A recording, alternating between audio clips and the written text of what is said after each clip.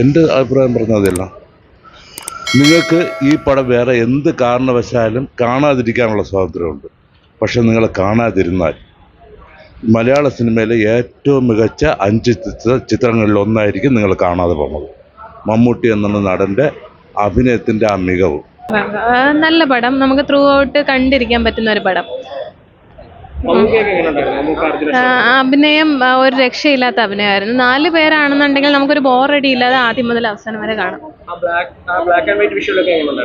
സത്യം പറഞ്ഞാൽ ആ ഫിലിമിന്റെ ആ ഒരു ഇമ്പാക്ട് കാരണം ബ്ലാക്ക് ആൻഡ് വൈറ്റ് ആണെന്ന് നമുക്ക് ഫീൽ ചെയ്യില്ല. അങ്ങനെയായിരുന്നു ചിത്രീകരണം. എടുത്തു പറയാൻ പ്രത്യേകിച്ച് ഒന്നുമില്ല. അടിപൊളി പടം, നന്നായിട്ടുണ്ട്. മമ്മൂട്ടിയുടെ വേറൊരു വ്യത്യസ്തമായിട്ടുള്ള അടിപൊളി. നല്ലതായിരുന്നു. ആദ്യമായിട്ടാണ് ബ്ലാക്ക് ആൻഡ് വൈറ്റ് കാണുന്നത്. പക്ഷെ അങ്ങനെ ഭയങ്കരമായിട്ട് അങ്ങനെ കളറില്ലാത്തതിന്റെ ഒന്നും ഫീലിങ്സ് ഒന്നും ഉണ്ടായിരുന്നില്ല. ഒരു ലാഗും തോന്നിയില്ല. ആദ്യം തൊട്ട് അവസാനം വരെ ഇൻട്രസ്റ്റിംഗ് തന്നെയാണ്. എൻട്രി ഒക്കെ പൊളിയായിരുന്നു. മേക്കിംഗ് ഒക്കെ അടിപൊളിയായിരുന്നു. മമ്മൂക്ക വിഷയം വേറെ ലെവല. ഭയങ്കര ക്രൂവൽ ആയിട്ടുള്ള ഒരു ക്യാരക്ടറായിരുന്നു. അടിപൊളി മേക്കിംഗ് ആയിരുന്നു. മേക്കിംഗ് നൈസായിട്ടുണ്ട്. അത്ര തന്നെ. നല്ല മൂവിയാണ്. മമ്മൂക്ക നന്നായിട്ട് അഭിനയിച്ചിട്ടുണ്ട്. വളരെ നാച്ചുറൽ ആയിട്ട് പുള്ളിക്കാരൻ ചെയ്തിട്ടുണ്ട്. നമുക്ക് ഒരുപാട് പേടിയായി അത് കണ്ട് കുറച്ചു നേരം ഇരുന്നപ്പോഴത്തേക്കും. വളരെ നന്നായിട്ട് ചെയ്തിട്ടുണ്ട്.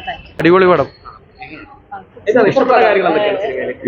അയ്യോ, അതൊരു പണ്ടത്തെ കാലത്തെ ഒരു പടം അല്ല, പണത്തിന്റെ ദുർവിനിയോഗത്തെ കുറിച്ചിട്ട് അതിന്റെ ഒരു ഇതാണ് എനിക്ക് തോന്നിയിട്ടുള്ളത്. അത് പടം കണ്ടപ്പോൾ സൂപ്പറായിരുന്നു.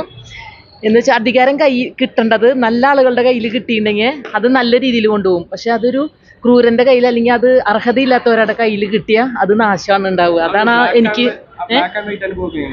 അത് എന്താ പറയാ, അതിലാ കെട്ടിടും എല്ലാം കൂടി നമ്മളെ എല്ലാവരും ഒന്ന് പിടിച്ചിരുത്തിയിട്ടുണ്ട് ആ പടം. എന്നിട്ട് ലാസ്റ്റ് അത് കാണുമ്പോൾ തൊട്ടിട്ട് ലാസ്റ്റ് വരെ നമുക്ക് ഒരു ആകാംക്ഷയായിരുന്നു എന്താണെന്നുള്ളത്. എന്തായാലും പടം സൂപ്പറാണ്. അത് തീർച്ചയായും. കാരണം ഞാൻ പറഞ്ഞല്ലോ, അധികാരത്തിന്റെ ഒരു ദുർവിനിയോഗമാണ് അത് കാണിക്കുന്നത്. എന്നുവെച്ചാൽ പാവങ്ങൾക്ക് നേരെ അധികാരം കയ്യിൽ കിട്ടിയവനെ എന്തും ചെയ്യാം എന്നുള്ള ഇത്. അപ്പോൾ ആ നിസ്സഹായൻ അവനും അത് തന്നെയാണ് അവസാനം.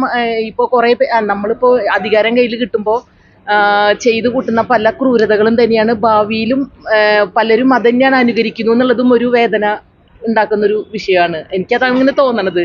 കാരണം പിന്നെയും അതിന്റെ അടിമത്തത്തിൽ വന്ന് കിടന്നവൻ തന്നെ വീണ്ടും അവിടുന്ന് പുറത്ത് കിടക്കുമ്പോൾ പിന്നെ 2 വ്യക്തികൾ തമ്മിൽ അവർ ഒരുമിച്ച് നിന്നിരുന്നെങ്കിൽ അവർക്ക് 2 കൂട്ടർക്കും രക്ഷപ്പെടാമായിരുന്നു. അത് ചെയ്യാതെ ആ ഒരു മോതിരത്തിന്റെ കേസിൽ തന്നെ കിട്ടില്ലേ.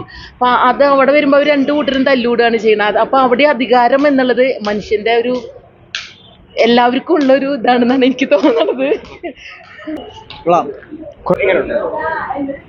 നല്ല മൂവിയാണ്, കുഴപ്പമില്ല. മമ്മൂട്ടിയുടെ അഭിനയം തന്നെ നന്നായിട്ടുണ്ട്. എല്ലാവരും നന്നായി ചെയ്തിട്ടുണ്ട്. ഇല്ല, ഞാൻ എങ്ങനെയുണ്ട് പടം? മമ്മൂക്കയുടെ ആക്ടിങ് കൊള്ളാം. പലരും നിരാശയാണ്. സ്റ്റോറി കുഴപ്പമില്ല.